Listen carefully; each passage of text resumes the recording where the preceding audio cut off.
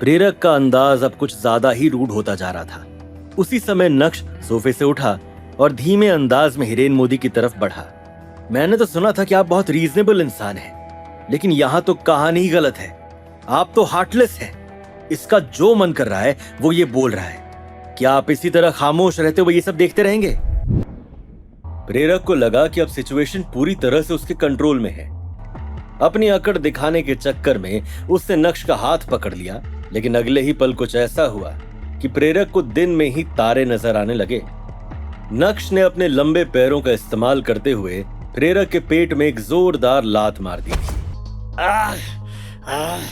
तेरी ये हिम्मत कि तू मुझे मारेगा? अगर आज मैंने तुझे जान से नहीं मारा तो मेरा नाम भी प्रेरक मोदी नहीं। यंग मैन, तुम्हें नहीं लगता कि ये कुछ ज्यादा हो रहा है? अच्छा, ये आपको ज्यादा लग रहा है? जाइए जरा अपने स्टाफ से पूछिए कि नीचे जो कुछ भी हुआ क्या वो ज्यादा नहीं था? मुझे नहीं लगता कि आज का ये मैटर पीसफुली खत्म होने वाला है। ओह, तो मैं ये जानने के लिए बहुत क्यूरियस हूँ कि आप इस मैटर को कैसे डील करने वाले हैं। बस बहुत हो गया।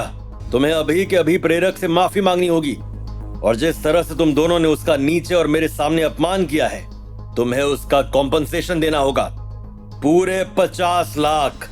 इसी बीच डायरेक्टर शर्मा ने अपनी बात रखने की कोशिश की, लेकिन मोदी साहब ने उनके चेहरे पर एक थप्पड़ जड़ दिया। शर्मा, तुम अब इस कंपनी, इस ग्रुप के मेंबर नहीं रहे। दफा हो जाओ, वरना मुझे सिक्योरिटी को बुलाकर तुम्हें बाहर फेंकवाना पड़ेगा। मिस्टर मोदी, आपकी ये हिम्मत कि आप अपने ही लोगों को मार रहे हैं?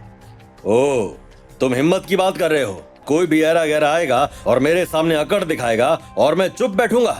ये मेरी कंपनी है, यहाँ का मालिक मैं हूँ। दर्द से छटपटाते हुए जैसे तैसे प्रेरक जमीन से उठा और अपना फोन बाहर निकालते हुए उसने एक कॉल किया। मिस्टर नैनीवाल, आप कहाँ पर हैं? मुझे किसी ने बहुत बेरहमी से मारा है।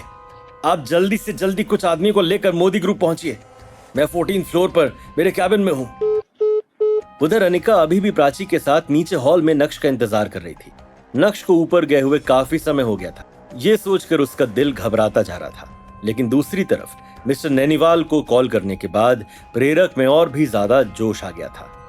आज मैं तेरी टांगे तोड़वा कर रहूंगा। नक्श की बात सुनकर प्रेरक का कलेजा उसके मुंह तक आ गया था। गुस्से से बिलबिलाते हुए प्रेरक नक्श की तरफ तेजी से बढ़ा, लेकिन इससे पहले कि वो नक्श पर हमला करता, नक्श ने उसके चेहरे पर एक जोरदार तमाचा जड़ा। मुझे लगता है कि तुम्हें अपनी जिंदगी से प्यार नहीं है। कुछ इसी तरह आपने भी डायरेक्टर शर्मा को अभी थप्पड़ मारा था। बस मुझे सूद समेत वापस करना था, मैंने कर दिया।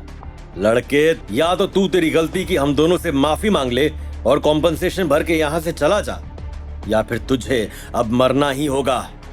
और अगर मैं इन दोनों में से कुछ भी चूज ना करूं तो तेरे पास बस ये 2 चॉइसेस ही हैं। जैसे ही मोदी साहब के मुंह से ये शब्द बाहर आए, उसी समय अचानक से कैबिन का दरवाजा खुला। डायरेक्टर मोदी से यहाँ साइन लेना, ये बोलते हुए एक लड़की कुछ लोगों के साथ कैबिन में बढ़ी। उस लड़की को देखकर मोदी साहब के चेहरे पर अचानक से स्माइल आ गई। अरे नंदिता जी, आप यहाँ क्या कर रही हैं? कैबिन में घुसने के बाद सेक्रेटरी नंदिता ने मोदी साहब को देखा भी नहीं और सीधा उसके कदम नक्श की ओर बढ़े। सर, आप यहाँ क्या कर रहे हैं? नंदिता जी, अभी आपने इसको क्या कहा?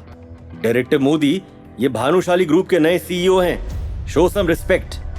जैसे ही नंदिता ने अपनी बात बोलकर खत्म की, वैसे ही मोदी साहब के चेहरे पर पसीने छूटने लगे थे। प्रेरक को भी अपने कानों पर यकीन नहीं हो रहा था। सीईओ? सीईओ?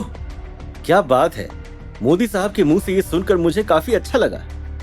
लेकिन मोदी साहब, मेरे पास सिर्फ 2 ही चॉइसेस हैं, या तो मैं आपसे और प्रेरक से माफी मांग लूं या फिर मरने के लिए तैयार हो जाऊं, है ना?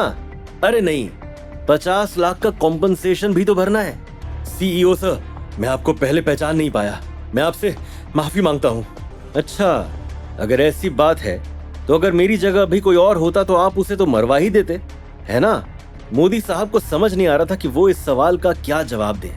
1 मिनट बाद अचानक से मोदी साहब ने प्रेरक पर चिल्लाते हुए कहा, अब उधर क्या खड़ा है? मेरी मैयत में आया क्या? इधर आ, सीईओ सर से माफी मांग। सीईओ सर, सॉरी, मुझसे गलती हो गई। तुझे किसने हक दिया कि तू किसी को मेरी कंपनी से बाहर निकालेगा? तू चाहता है कि सीईओ सर तेरे सामने झुके? बेशरम, निकल यहां से। थोड़ी देर तक तमाशा कुछ इसी तरह चलता रहा। और उसके बाद जब मोदी साहब थक गए, अपने आप को संभालते हुए बोले, सीईओ सर, प्रेरक बिल्कुल भी सेंसिबल नहीं है। मैंने आपकी तरफ से उसे अच्छा खासा सबक सिखा दिया है। प्रेरक सेंसिबल नहीं है और आप बिल्कुल भी रीजनेबल नहीं है। जैसे ही नक्श के मुंह से ये शब्द बाहर आए, वैसे ही कैबिन का दरवाजा फिर से खुला और एक हट्टा कट्टा इंसान अपने आदमियों को लेकर कैबिन के अंदर दाखिल हुआ। उन सभी के हाथों में बेसबॉल बैट थे। डायरेक्टर मोदी, कौन है जिसने आपको प्रवोक किया? बताइए, उसकी कहानी अभी खत्म कर देते हैं। तुम्हें यहाँ आने के लिए किसने कहा? डायरेक्टर मोदी, आप मुझे क्यों मार रहे हैं? डायरेक्टर मोदी बस इतना चाहते थे कि नक्श उन्हें किसी भी तरह माफ कर दे, और इस चक्कर में वो पूरी तरह से आउट ऑफ कंट्रोल हो गए थे। मुझे कुछ नहीं हुआ है, जल्दी से अपने आदमियों को लेकर यहाँ से निकल जाओ। मिस्टर नैनीवाल जमीन से उठे और अपने आदमियों को लेकर उस कैबिन से बाहर निकल गए। सॉरी सीईओ सर, मैं आपको पहचान नहीं पाया। लेकिन क्या प्रेरक की ये माफी नक्श करेगा एक्सेप्ट? आखिर नक्श ने इतना कुछ होने के बाद भी मोदी ग्रुप से अपने रिश्ते खत्म क्यों नहीं किए? क्या आज अनिका के सामने भी नक्श की असलियत बाहर आने वाली है? ये जानने के लिए देखिए अगला एपिसोड सिर्फ पॉकेट एफएम के यूट्यूब चैनल पर, और इंस्टा एम्पायर के सारे एपिसोड्स को सुनने के लिए डिस्क्रिप्शन में दी गई लिंक से डाउनलोड कीजिए पॉकेट एफएम ऐप।